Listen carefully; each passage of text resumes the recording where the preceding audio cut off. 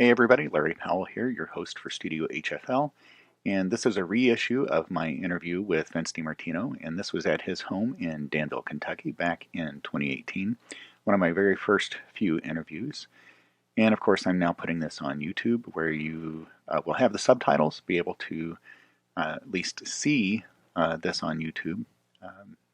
No video for this one, but I do have a couple of other interviews with Vinny that are going to be coming out pretty soon, so stay tuned for that. Messina Covers is not just any other case company. David Messina and Erica Howard design and produce some beautiful cases that fit both form and function.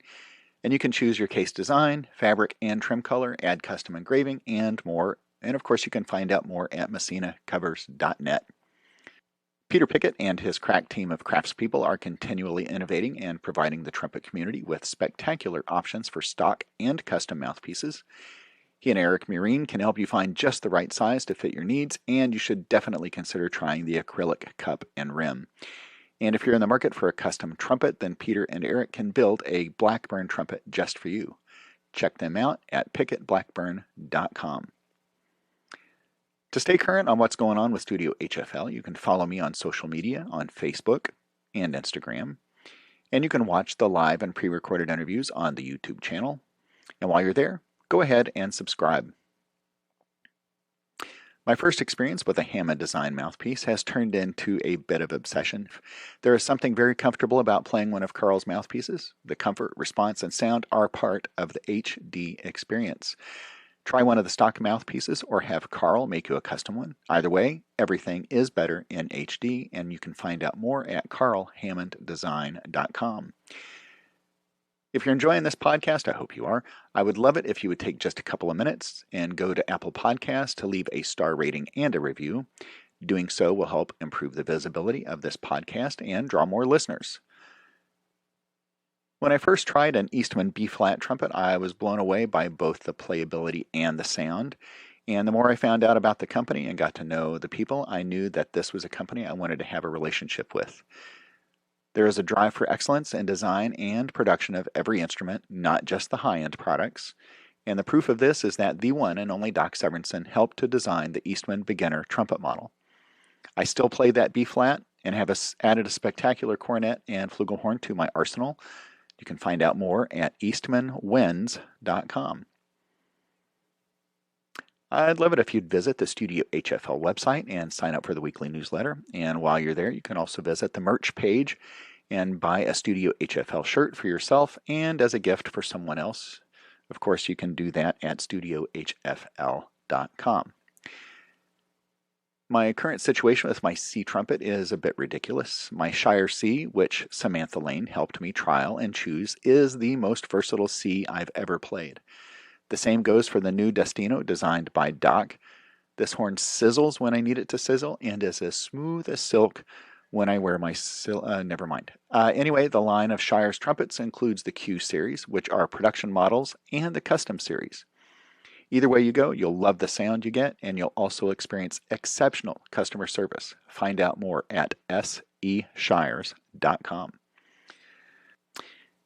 Here's how you can access exclusive content like the interview excerpts. I'd like to invite you to become a part of the Studio HFL community by going to Patreon and choosing from one of the 4 tiers of support. You can help to financially support the show for as little as $36 a year. That's only $3 a month. Benefits include exclusive access to interview excerpts, a behind-the-scenes report, an invitation to be in the room with a guest during an interview, product discounts, and more. You can join the community of faithful supporters by visiting patreon.com/studiohfl. Now, on with the interview. On with today's guest, Vince DiMartino. Vince DiMartino, I'd like to welcome you to the Studio HFL podcast this morning. Great to be here. Always with you, Larry. Well, thanks very much. And anytime I get to sit and chat with you is always a learning experience. Even if you don't pick up the trumpet, it's always terrific. So I want to start, of course, hopefully listeners are going to know already quite a bit about you. And if they don't, they're going to learn quite a bit about you today. I'd like to start with where you are right now, what you're doing, what people call you for, because I know you don't have a full-time teaching position at the moment. That's right. But tell us what's going on right now. Well, I taught for 40 years, full time at two universities, University of Kentucky and Centre College. Loved every minute of it. But I wanted to spend a little bit more time doing like research, basically, thinking about. Right now, I'm involved in a lot of old instrument performance and restoration and other things, and touring with John Foster a lot with Sound the Trumpets, and getting ready to go to Australia in about a month. Is that to put that program together? Some of it will be that. Mm-hmm. Some of it will be that.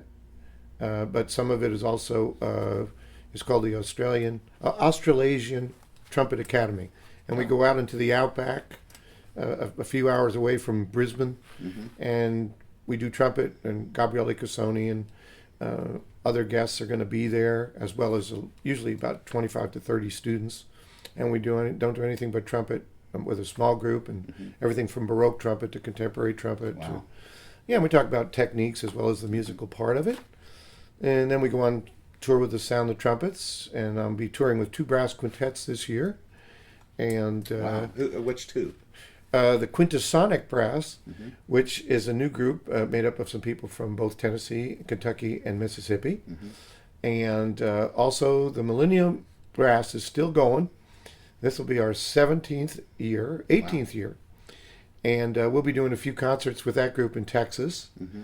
And I'm looking forward to both of those tours as well as doing what I normally do, which is go out maybe 1 or 2 weekends a month and play with different colleges, mostly university groups mm-hmm. and community groups and professional orchestras, playing solos and stuff, mm-hmm. and practicing a lot.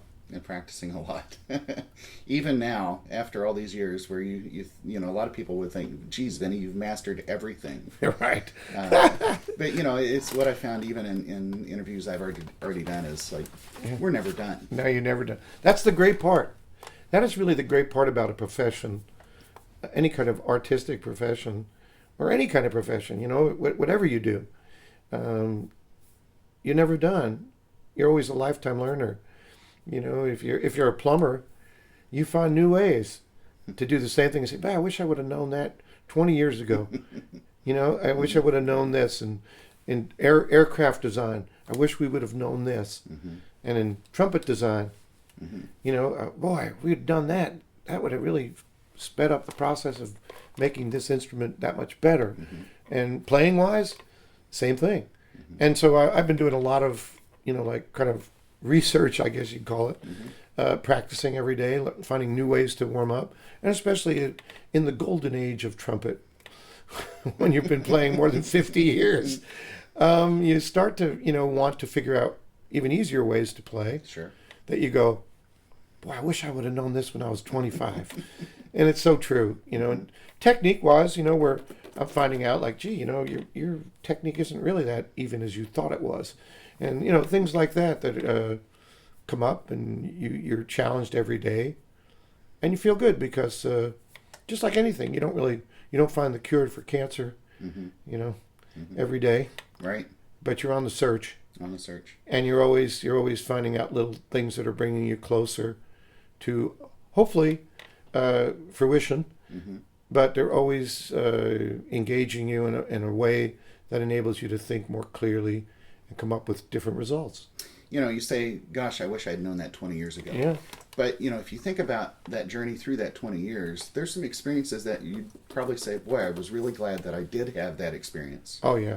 Because all of that can be valuable, I think, in your teaching. Yeah. Because you're going to have a student come along who might not be at that stage, who's ready for, certain revelations at certain times. I think as a musician and a teacher, if you shy away from things because you don't think you're either good enough or you don't think you feel comfortable in that situation or whatever, mm-hmm. You might be losing a great opportunity for yourself. I know people, I saw Phil Smith. We were on a stage with Doc Severinsen mm-hmm. and the Army Blues Jazz Band at the NTC, I don't know how many years ago. And Doc says, yeah, we're going to play Amazing Grace. And we're going to do it as a New Orleans style piece. And Phil, you need to take a couple of chords. Phil's going, oh, I don't think so. I don't think. And I said, Phil, I said, what do you got to lose, man? You're one of the greatest trumpet players in the world. All you have to do is stand up there, and you're going to sound great. Mm-hmm. He goes, well, I don't know. And Phil got right out there and did it. And I was I'm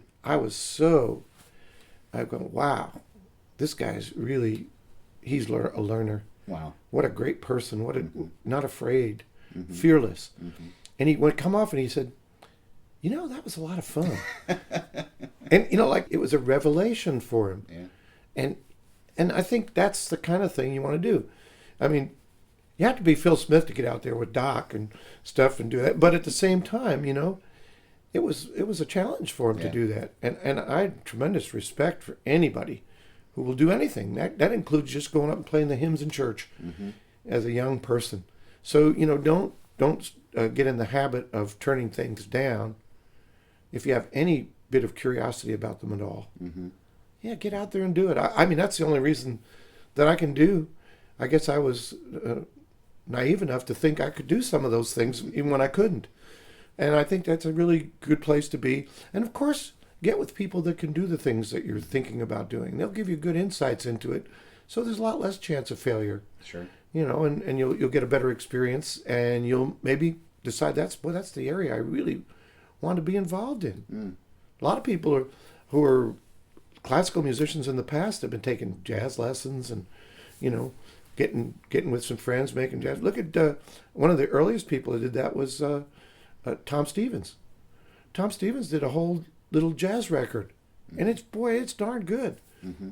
And and he basically started the contemporary music generation, so to speak, with his record, The Contemporary Trumpet. Mm-hmm. And he certainly got me interested in it. Mm-hmm. I heard that recording of all these pieces I didn't know at all. I'm going, oh my gosh, isn't this fantastic? I ought to get interested in that a little bit. Because, of course, he's such a great musician. Well, yeah. You can hear that music, you go, well, gosh, if I could be that musical on any, I'm going to learn to do that. And I still play some of those pieces. Not the really hard ones, but I play the ones sure. That I'm still capable of playing. Right. And I think that's part of this process. If I'd have known that, well, if I'd have taken the time to learn that, if I had taken time enough to spend some time with it, I probably would have learned a little more. And of course, we all are usually not as comprehensive in our starting as some people are who are lucky to have exposure to that type of teacher. Well, let's head that direction for just a second. Let's travel back a few years and to when you first picked up the trumpet or decided that trumpet was going to be your means of expression, even if you didn't think about it that way at that time. How'd you get into it? Who influenced you? My high school band director, my music program in my public school. And I was in the choir first, and I think everybody should spend some time singing. It's really it helps you to develop a sense of pitch, which is needed to play any instrument. Well, and it's our natural instrument. It's the natural instrument, and you learn how to put sounds together in a way that are expressive and emotional, and I think that's important. And I sang. One of my worst days of my life was when I became an alto. I was a boy soprano. No kidding. And all of a sudden one day I was like, Mom, I can't sing those notes anymore. And she started laughing, and it was great. But I became an alto, and I sang a few more years in the choir, and then by then I'd already started trumpet. So that was really, really great in the elementary school. Early influences on trumpet, both people that you knew around you physically, and then by recording or live. My high school band director. Oh, he was a fine trumpet player, and he really was influential. Even though I only took few private lessons, he was there for me all the time. I might as well have been taking private lessons every day because he was there always showing me things that I couldn't do. And that was his way of teaching me, because he knew that I was one of these people that, if you threw a baseball, and I wanted to learn to do that too. So he figured that out, and he always would, when I thought I was sounding pretty good, he'd turn a few more pages in the Arbin book and say, "Here, let's hear you play this." And I'd sound, of course, horrible. And he'd go, boy, that doesn't sound very good. And then he would just leave. Wow. And he understood that I was going to sit there Mm-hmm. and figure it out. Mm-hmm. Every time I came back to the trumpet, that was the first thing I was going to do. Mm-hmm. So I had kind of a crazy way of learning, but he was very helpful. Thinking about that, of course, we all have different learning styles. You've got the people who need to have it modeled for them. You've got people who need to have the whole anatomy, physiology thing explained. Yeah. That particular mode of teaching where he left the room and left you to your own motivation. Have you adapted that in your own teaching through the years? Do you recall students where I think they had that same response? Well, I think the people that study with me and other people, there's so many wonderful teachers, play a lot. A lot of people do play a lot in their lessons. And one of the things is that a lot of younger students, even though today we have YouTube and lots of assistance, some of them don't take as much advantage of it as they should. I know I do. I go on, listen All to the things, time. I just want to hear what a piece sounds like, or I want to hear how a certain person plays this piece, and maybe learn more about the compositional style of It's good to listen to recordings of great playing, and I think my band director provided that for me, and also I listened a lot to music. There's no substitute for it. Also, another thing was one of my neighbors was a bass player. He was actually an aeronautics engineer, and he worked at Grumman Aerospace. But he played bass. Yeah, rocket science, basically. And I'm surprised in our little neighborhood that had these little tiny houses, that were post-World War II, little bungalows, He worked for there, and he was but he was a really fine bass player. And my dad asked him, some recordings that he might get from me because I was starting trumpet. And he got me a Maynard Ferguson record, a Rafael Mendez record, a Billy Butterfield record. Most people don't know him. He actually went to Transylvania University in Kentucky, which I'd never known until I got here. And then also a Miles Davis record and a Stan Kenton record, because I guess eventually there were 5. Wow, that's really diverse. Yeah. And so I put those on every day and just keep turning them over and listen to those 5 records. And of course, I tried to sound like that because I said, wow, that sounds awful good. I want to sound like that. So I had models. And of course, I just couldn't figure out why I couldn't play all that stuff. I said, gosh, I can't even play half the notes that this guy's playing. Well, I remember you telling me not too long ago that you didn't know about double tonguing. And so listening to Raphael, that's how you learned to develop a really fast single tongue. Yeah, I think then my band director, of course, showed me double tonguing, and I said, oh, yeah. And then I realized, years later, because I'm not the brightest light on the block, I realized that double tonguing was single tonguing, twice as fast. So the T is always in exactly the same place. Right?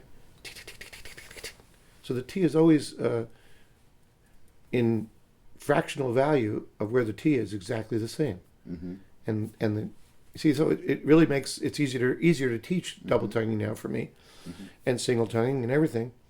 And so I think if you're on the case every day, all this stuff starts to, the inverted pyramid where you start to gain more and more information in an objective way. If you become too subjective and too narrow, a lot of times movement is a little slower.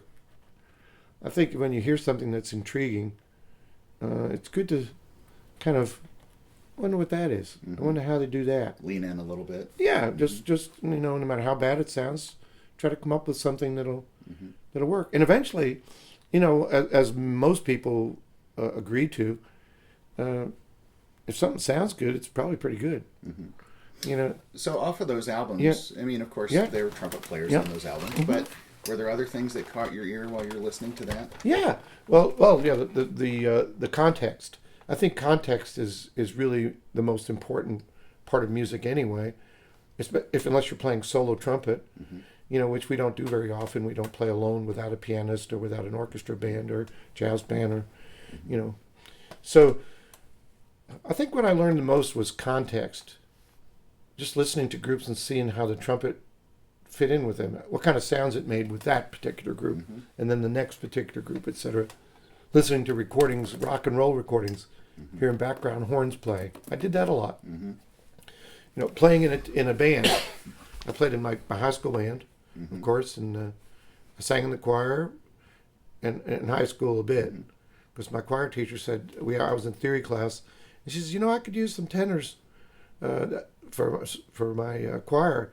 Would you like to sing in the choir? I said, nah. She says, do you want to pass theory? I said, oh, I'd love to sing in your choir. And so I went back to singing in choirs after I hadn't been doing it in junior high school. I did it in elementary school. Then when I got to be a junior, I think it was, I got back in choir because she needed singers, and she was great. Her theory class made the Eastman theory class look like easy.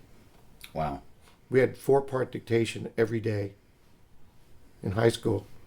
And she'd say, okay, Vince, and to the class, I'm going to play this 3 times. And I said, wait a minute. I said, there's 4 parts. She goes, you'll have to listen very carefully, won't you? Here we go. She started playing the piano. I mean, that was it. All of us, there was 4 of us, all of whom became either teachers or professional musicians. One of them's in Broadway still. He contracts all the woodwinds in a lot of shows and plays. He can play with Woody Herman. And then myself, mostly teaching and performing. And then the guy who eventually became the high school band director was in that same class. And the other fellow's dad was a Cadillac dealer, but he was a great musician, and he played the accordion, believe it or not. And he was just remarkable, and tuba and accordion. And he was a great musician. I've lost track of him, but every year, some of out of our high school, Glenn Drews, who's one of the top trumpet players in New York City, he went to my high school.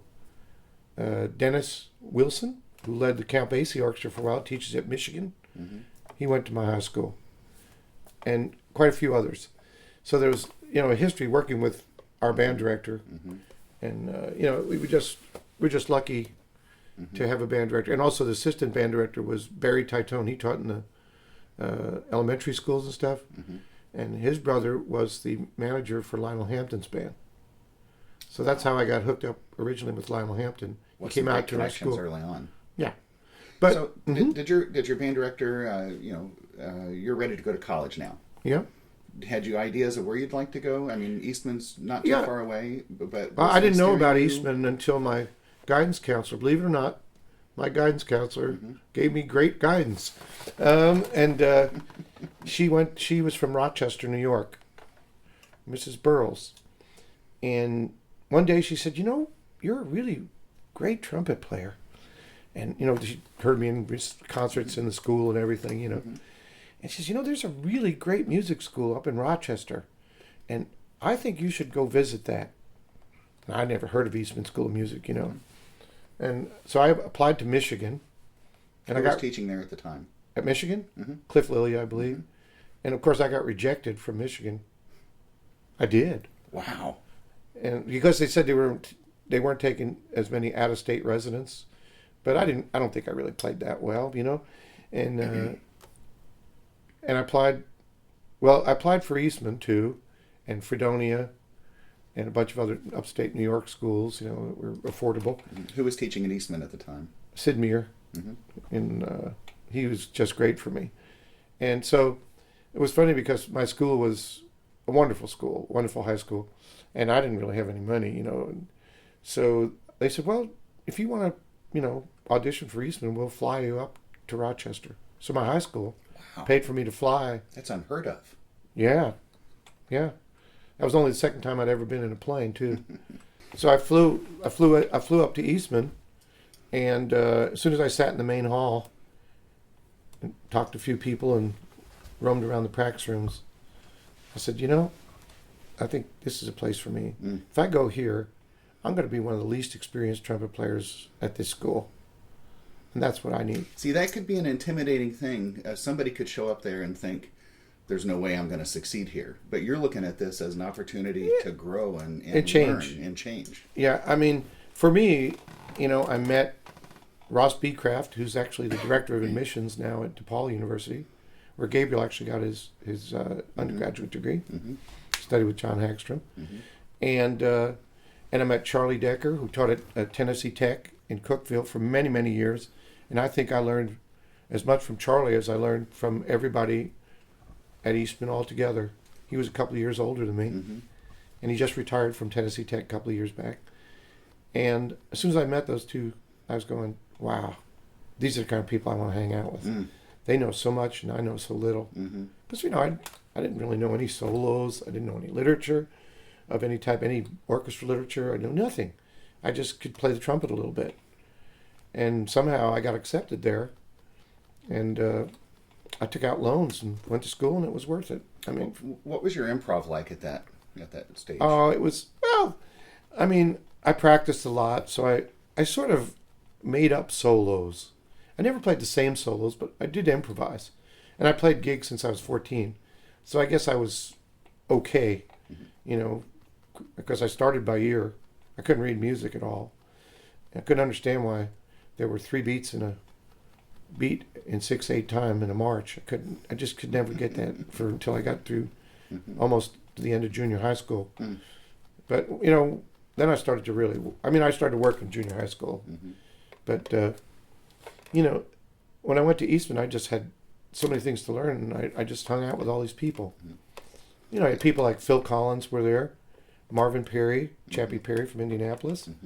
Paul Rathke, who eventually came and got his doctorate with me at UK, who was a close friend. And, all kinds of other trumpet players, Jeff Tyzik, Al Vizzuti, eventually. Chuck Mangione was there too. Chuck was he was the jazz band director for a while. So there were all these people. Plus, there were wonderful people in Rochester. Joe Pera, who has a thing called the Trumpet Shop up in Webster, New York.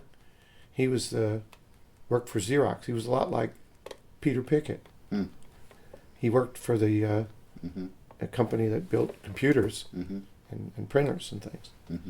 And I didn't know that he was on the original Xerox design team, but wow, he was just a trumpet player to me.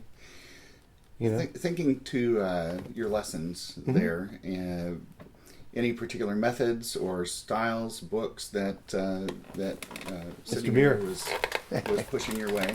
Well, Mr. Muir was very tolerant of me because basically, I was a really excited young trumpet player like all of us, and I had no methodology, no teaching techniques really, other than what my band director had showed me, which was still a fair amount. But and he would just humor me for about half a lesson, let me try to play pieces I couldn't play and do things I couldn't do, and then he'd take out the Schlossberg book and the Saxa book and all the books that I still use, and he'd say, "Well, let's try a little bit of this." And he'd show me, "Let's start over here," and of course he'd show me things I couldn't do, just like my high school band director did. And I said, well, that's not going to do. So I'd go practice. And I still go to the library. And recordings became like, with my 4 or 5 records that I had, became an important part of what I did, besides my live listening and my concert playing with little jazz groups and, country club groups and everything else. I could play rock bands, Dixieland bands. I'd go to the Eastman Library. I started at A. And Maurice Andre was one of the first ones. Thank goodness, right? And I went from A to Z in the card catalog. One of those things, you used to flip remember through. those. Yeah. And I listened to recordings of every person. Then I'd say, oh, man, that's a great piece. Of course, I really shouldn't even been trying to play some of those pieces.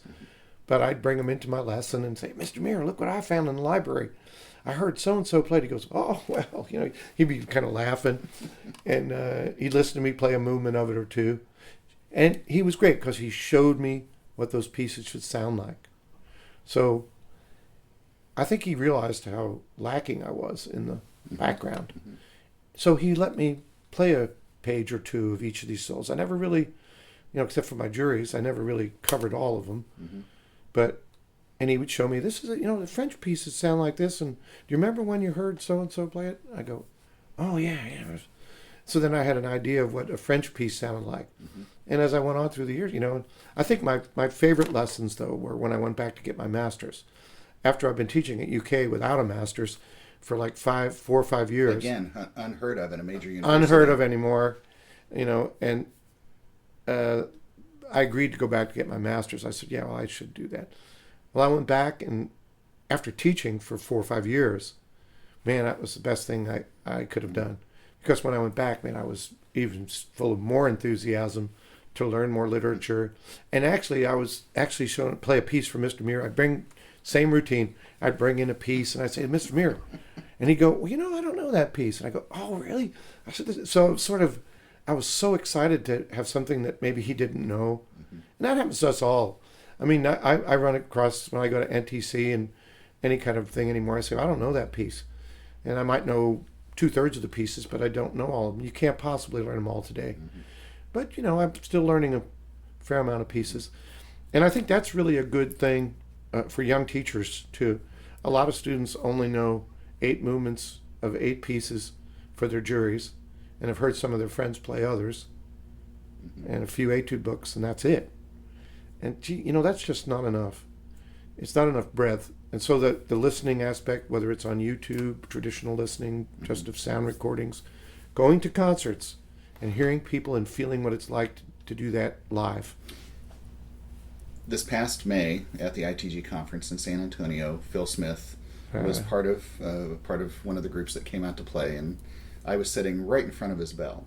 Now, I hate to admit this, but it's the first time I'd ever heard him live. And he was playing third trumpet. It was the trumpet trio. Him, David Hickman, and a guy from the Boston Brass. Jose? Yes.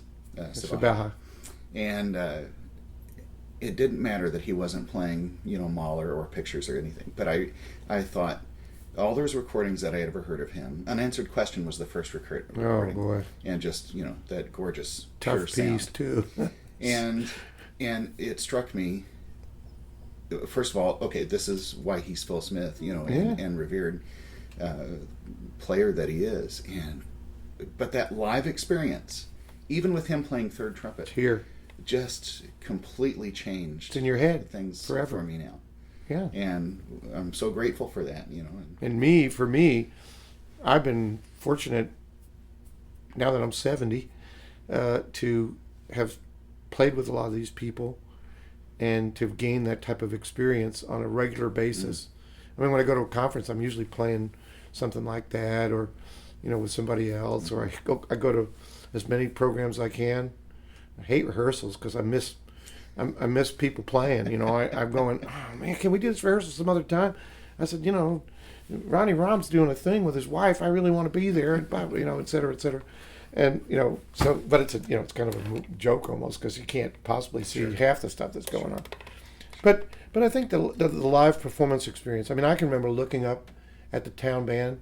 Actually, it was the I believe the Pennsylvania. It was a famous town band in Pennsylvania, either the Reading Band or one of those bands in Kutztown, Pennsylvania, where my relative lived. Looking up at the cornet trio and saying, "Boy, I want to do that someday." Yeah, and hearing people play live. My very first concert, I was 12. Okay, it was at the Long Island Arena, Coliseum, I think it was called, where the Ducks, I think they're called the Long Island Ducks, or the hockey team. Okay, yeah, I don't know. And the concert was Dave Brubeck, Maynard Ferguson, and Louis Armstrong. On the same bill. Yeah. And I met both Maynard Ferguson and Louis Armstrong that night. I stood outside their dressing rooms until somebody allowed me to meet them. And I still remember that like it was yesterday. And I remember what it sounded like. I remember what it looked like. And I mean, I talked to people today and they said, "You met Louis Armstrong?" I said, "Yeah." I said, that was in 1960. And I used to drive out to the Jones Beach Marine Theater, which was out on the water on South Shore, Long Island. It was on this little strip island, and they had a theater there. And I would drive there at night sometimes. It was about a 20-minute drive, just in time to catch him do his vignette in Hello Dolly live. Mm. It was only a year or two before he died. Mm-hmm. And they would drive him there in a limousine from Brooklyn, Corona, I think it was. And he'd get out, go in, and all of a sudden within 10 minutes you heard, "Hello, Dolly." And you heard him play a little bit. As soon as it was done, he's back in the limo and back to, he only spent about an hour on the road. Mm-hmm. But, I mean, I could still hear it because I came over. I couldn't go in. I didn't have the money to go in every night. So I would just sit out there, and the speakers were so loud, because it was an outdoor theater. I could hear Louis Armstrong every night live. So it was great. Not every night, but, And it's, I think that live experience is, I go to Interlochen in the summer, and I hear the students that I teach play, and some of them are awful remarkable, in so many ways. And also the guest artists and the faculty. Mm-hmm. I get to play with them. John Ailey, Rex Richardson's been there as a guest. Ryan Anthony, Ronnie Rahm, there's so many people. This summer at the UK Trumpet Institute, we had Marie Speziale, and I hadn't seen her since we played together with a symphony, really. Mm-hmm. And, at the Women's Brass Conference, I saw her once. And, being there. Yeah. Being able to play as an extra with the Cincinnati Orchestra, as a soloist and an extra, over 20 years worth of it. Oh, you were on some fantastic recordings. Yeah, I was lucky enough to play a lot of cool records. Mm-hmm. And Phil Collins was there, and Steve Pride, and Marie, and all the others, Charlie Duvall. Mm-hmm. They were all in the orchestra. Mm-hmm. So I got to sit next to these people and get an idea of what they were doing, and what was different than what I'd ever done in a lot of cases. So private lessons are absolutely valuable. Yeah. But those experiences were lessons in themselves, right? Yeah. Well, private lessons are great, but you're not going to take private lessons for your whole life. You have to develop some sort of other way of learning that is not directed. Well, I usually think of them. I'm teaching my student how to teach themselves. Right. And I talk to people all the time about how to play better. I'm always with somebody else. Say, man, I heard you do this soft. What do you do when you do this soft thing? So I'm always getting a little checkup, a little tune-up from people. Mm-hmm. But, I can't imagine taking lessons for 50 years or something, And, that's kind of a way of life almost then. Mm-hmm. And my way of life is just, just perform and interact and be an asset to your community in some way. Besides just playing the trumpet, the trumpet is part of our life. I want to talk just a little bit about your time teaching at UK and Center College, and you can group those together if you want. But you taught at the undergrad and graduate level at UK, and some terrific students that have come through those studios. Yeah.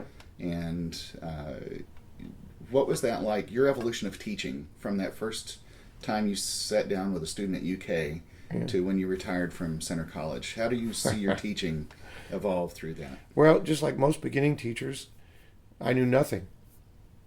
Because until I taught some students, that were in high school when I was at Eastman and, stuff like that on Saturdays to make money so I could eat during the week. And, but mainly when you get to, a place where you're responsible for the person's lessons, like at college level, well, you get in there and you go, gosh, I hope I'm teaching them the right stuff. I've really never taken a formal plan of, teaching, and some people have, and I guess they felt a lot more comfortable than I did. But I just said, well, I practiced all the time myself, and I just tried to incorporate what I had learned from sitting down and failing, trial and error.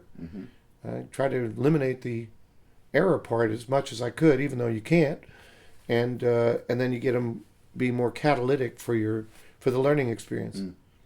It's like you can talk to somebody about a certain thing, but if they've never experienced what a house looks like, you can say, make sure you put windows in it, and they're not going to know what you're talking about. There's no context. There's no, yeah. So basically, all of those things we talked about, the listening, all those things have to be. So you can only be as successful as your engaged self and student, which are one interchangeable.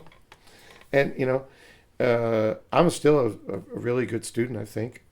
And I mean, like every day, that's what I'm doing. Mm-hmm. Gosh, I'm on the search, and yet I'm not so subjective that I'm freaked out by what I'm doing. Mm-hmm. That's a thing. That's a thing a teacher helps with. I think a good teacher, and I found that out right away. First of all, I found out I knew nothing about what a student could do. I'd say, well, I don't know, this student, they don't seem like to be into this, or they don't seem, and all of a sudden, 3 months later, they sound great because they've been practicing, and I just didn't, I just thought I could figure it out without them putting in the effort or something. I don't know. That's what happens when you're 23, when you start, you know nothing. So basically, I realized, first of all, that I needed to teach everybody at the highest level I could to do the things they needed, especially music ed students. I know that sounds funny. No, I agree completely. Because they're the ones that train the future musicians and people who are going to be excited about music in the future. Mm-hmm. I don't have as much contact anymore with people who are going to be doctors and dentists and other professions. Mm-hmm. So teachers are the ones that teach in public schools and in universities as well at this point. So basically, my job is to just get them excited about what they're doing, not what I want them to do necessarily, but them doing things that are good for themselves, and teaching them a process that is transferable to anything they're going to do in their life. This intense learning experience, whether it's how to work with your kids, how to trim the hedges better so you don't have to take 2 hours instead of 1 hour, cutting the lawn, building a model car, carving a piece of wood. Any of those things take a great amount of dedication, trial and error, and hopefully a great deal of satisfaction in the long run. So I think a lot of the students that I was lucky enough to work with stuck with it and are doing well. And they're teaching me. I mean, I call up students all the time and say, hey, Mark. Mark Wood is he's the one of the lead trumpet players in the Army Blues. I've been working on this range thing still. He goes, oh man, you don't need to work. I said, yes, I do. I said, I heard you doing these lip slurs. They sound like you're not even moving. It's just like old Maynard Ferguson. I said, we need to talk about this a little bit. Okay, if you want to, but I said, yeah, that's a really good idea. I'm going to start working on that. And lo and behold, I've gotten a lot better at doing that. I can't do it as long anymore, because I'm set, but I can do it way better than I used to. And that's a tremendous thing for any human being, to feel a great sense of satisfaction from the trip. I still have, issues with lots of stuff, but nobody can do everything. And so, and I keep in touch with all these people that are on the same path. Look at Whiff Rudd and Rex Richardson and John Hagstrom. And I mean, I could just keep naming people, all different. How about even your own students? How about and I'm going to speak to the class because I was fortunate to be one of we had a good students time at UK. Yep. Al Hood was Al there. Hood. Brad Good, Rob Parton, were three that I see. I've not seen Brad in many years, but Rob and Al. In fact, I had Rob come to my conference, and do a session this last year. And they just keep moving forward and creating new things. And if I look at it now, I think, boy, if they aren't just like you're speaking about, this ever growing, ever engaging approach to music. I mean, that's what I see from them. I just watched a Josh Landris little video that he made. New York fabricator and repair person and restoration person for instruments. And I just put on there how great it was. He had transformed over this Shaw disc valve instrument into something that looked like it just came out of the factory. Took it all apart, fixed every little thing, and when I got it back, it looked like it had just been made, and it still looks that way. And and it plays like a new instrument. And when people hear it, they go, "That's 160 years old?" I'm going, "Yep." I said, "And it's just fantastic work." Because the people are constantly moving forward, and they apprentice. And I think that's part of our job is to be a mentor for people who are looking to follow a similar path or to get information about forging a new one. Mm-hmm. And then that's a really exciting function as a teacher. So I don't really think I did anything super extraordinary except be sensitive to the people I was working with and trying to, at the ripe age of 18, try to get them to feel comfortable with change, which is not easy. That's the most challenging part of any teacher's job, is to make a student feel comfortable with change and growth, because we tend to be very reactionary and stay close to what we already know because we feel safe in that. Sure. And comfortable sometimes, or frustrated, or both. And so as a teacher, that's always my first job now, is to make people feel relaxed and comfortable, give them good information, the best information I can give them, and encourage them to come back as soon as possible. See, to me, you just completed that evolution. You spoke to this. You're very humble about this, about your inadequacy that you felt as a beginning teacher. Yeah. To the statement that you just made shows, I think. But of course, I studied with you in the mid '80s. I would say that you were. But I still knew nothing. No, but you were still. You talk about that sensitivity of the student, and I felt that. Maybe not then, but in hindsight, absolutely. I mean, it's just. So I think this is why people revere you as not just a player, but a teacher. And it might be difficult to hear sometimes, but it's but it's true. And well, you just I think the joy in teaching for me, it's going to come forever, long after I'm gone, because when you finish playing, you're finished. It's over. The recordings live on, and that's fine. Mm-hmm. But when you finish teaching, it goes on for generations, and is improved more than you ever thought. Mm-hmm. Well, and not to by people like Rob Parton. Sometimes the same is true for bad teachers, and unfortunately, those styles are perpetuated as well. But yeah, I don't know many bad teachers. I just sometimes it's hard for them to express what they're doing. It has nothing to do with their passion for teaching. More has to do with their. It might be challenging for them to tune into what somebody's doing because of other reasons than just the technical part of playing the trumpet. So, that's okay, and it's okay. I've had students transfer. I mean, it's not 100% out of your program. Mm-hmm. Mm-hmm. Yeah, and I can't say it's a lot, but yeah, and and I usually call and say, hey, look, there's this really good person coming. This person, I think they're going to do well with you. I might even suggest people sometimes to study with. Mm-hmm. Yeah, because your whole job as a teacher is to help someone be successful, not to have them be part of your herd or something. You know what I mean? It's and even though we have groups of people that we really feel good about because there's a lot of compatibility there. Mm-hmm. There's lots of great studios like the Bill Adams studio. I mean, that's fantastic. Mm-hmm. There's a lot of good teaching going on there. There's a lot of strength in how those people feel about one another. Oh, they are passionate about that. Yeah, and look at the students. They're excited to learn. Fabulous players. And fabulous players. Yeah. And a success ratio that equals anything that's ever happened. Mm-hmm. So you have to love that. You don't have to think everything that's perfect. Everything I teach is not perfect. Mm-hmm. It's hopefully instructional and helping you to move on. Mm-hmm. And Bill Adam, when I met him, I felt that. Mm-hmm. I did a master class with him, and I thought, I don't know, I hope I can do this. I don't think I teach the same way he does. And I was going, yeah, well, yeah.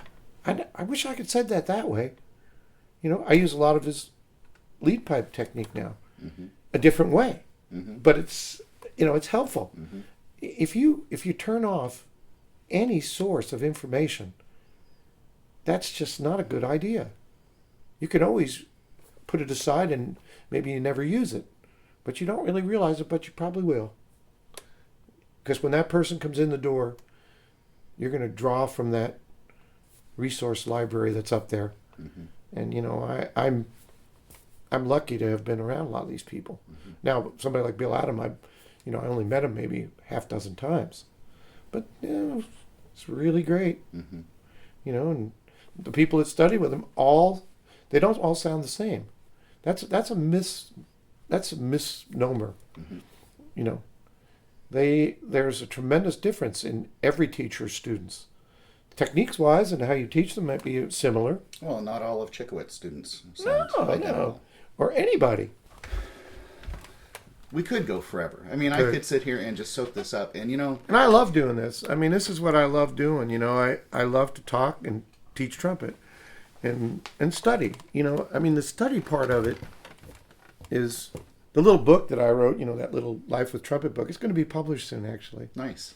And I think I'm gonna start a scholarship fund with it, and I'm going to try to get other people to make some MP3s and put them on there and sell them for 99 cents and put that in a scholarship fund. And the only money that would be used other than the scholarship would be to make the website work because I don't know how to do that. And but I think that's where it's at. I mean, we're trying to get better. You've got to retain all the information, as much of it as you can. I mean, Gabriel, my son, he's teaching at East Carolina University now, and he has notebooks and notebooks full of notes from master classes that he's been to. Not mine. He takes them at mine. I don't know about that, but he takes notes on it, all the master classes he's ever been at. He has piles of them, and he looks back on them. Dad, I was looking back on this, and I'm going, boy, Gabriel, you're a lot more well put together than your dad. And he cares so much about his students. He's always seeking. I think I'm really excited about that. I mean, if there's anything that I'm excited about, it's about what he and his colleagues of his are doing.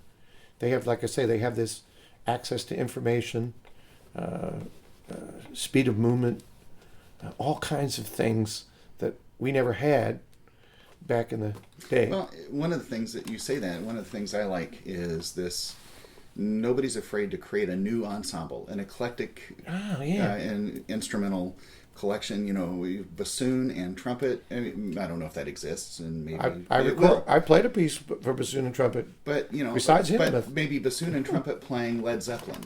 Oh yeah, and it's just, we don't have to stick to what was. Yeah, which is still fantastic. Look at Phil Snedeker's the Washington Symphonic Brass. Right. They do everything from that rock tunes to Renaissance, and they're very successful and a wonderful group. And Phil, of course, is teaching at Hart now in Connecticut, and I know he's doing a great job. And look at all his books and stuff he's done.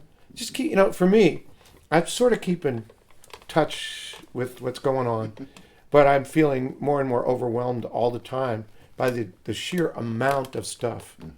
I'm still hearing some of the latest pieces and things, but it's like I said, it's just challenging to keep up. Yeah. But you know what? I'm one of my things now I'm doing is I'm starting to I don't want to say champion, but I'm starting to bring pieces to light that maybe are going out of literature and still need to stay in there. I just had we just did a band arrangement of I can't find it now. It's Goyen's Fantasy Dramatique. Did an arrangement for band. It's a moderately difficult piece for trumpet and band, and so that people have some things that they can play, because we don't get to play with an orchestra that much, right? And some pieces for trumpet and piano, and finding things. Yeah, I've been going on the backs of old music. Yeah, I have tons of old music. I go on back and I look at the pieces, but Oh, that's right. You used to publish their catalogs. on the back of you'd see all the pieces. I'm going, well, out of these 20 pieces, I know 2. So you have 18 pieces to find, Vince, and see if they're any good. If you can find half of them, you're doing great. You can look at those, and if half of those are any good, and I keep them. I've got files and files of PDFs that I've made from PD music that I'm sort of trying to get people to play. I'll send them to people and encourage them. I make recordings of them. I'm going to start making recordings. Again, Gabriel and I are doing a piece. It's called Like Father, Like Son. This spring, we're Alvazuda wrote it for us. And we're going to record that. And we're going to record Wounded Warrior by Bob Boguslaw, which was written for me a couple of years ago. And I played it with Doug Burien, who's the chief executive officer now of the Marine Band. He just was promoted. He was a student at UK as well as Center College. And Rex played it with me at his school, and Gabriel and I are going to do it. And we're going to do actually a father-son record. That's cool. And we're getting these 2 trumpet pieces together because it has a dual purpose to actually promote some of the works. Somebody hears those works, they go, wow, I didn't know that piece. I'm going to call Vince and see if I can get a copy of that. I'll call Gabriel, see what he's got. That's a cool thing about having a son that, once again, planning for the future. I'm actually excited about his future, and not being here, and probably at least no less than. Hopefully no less than. Put a number on it. Yeah, don't put a number on it. Yeah, kiss of death, but so to speak. But preparing, Gabriel is going to, have all this, and he's very interested in historic instruments, and he's very interested in teaching, and very interested in performing at the highest level. So, it's really exciting for me. You have a terrific legacy there. Well, I get to prepare. Even if it was just Gabriel. Yeah. What a great legacy. Well, he's his own person. I can honestly say that I've never taught him a lesson except that you don't put the mouthpiece in your mouth. You put it on your lips. That was the only lesson I ever taught him. And when he asks a question occasionally, I'll respond. But he studied with all my students like Al Hood and, Doug Burien and John Altman and Mark Wood and scores of others. I couldn't even, I'm missing people. Sure. But he would always, just, Paul Klontz helped him. There's just so many people, that have taken the time to spend time with Gabriel. John Hagstrom, of course, was his primary teacher. And Rich Stotzel at Interlochen. So he studied with some really great people, and I get to hear what he's doing. Vince, we could go on forever, and maybe we'll have to make another appointment. Oh, to yeah. Come back and just pick up. Force me into it. And go into, make this an every about once literature. A year. We can do a literature thing. We could do anything. Yeah. But I just want to say how grateful I am to have had the opportunity to study with you, and to continue this friendship over all these many years. Well, it's great to come and see what you're doing at University of Indianapolis. The music program is growing there at an unbelievable rate, and you have more trumpet students than I would have believed that you have there. And it's great to see that and the other programs, and I'm looking forward to November. And when we come there and do Sound of Trumpets with John Foster from Australia, we hope everybody in the general vicinity there will come on over and check it out. And I know we're going to have a good time. Great. So thanks again. Thank you, Larry. Until next time. Always.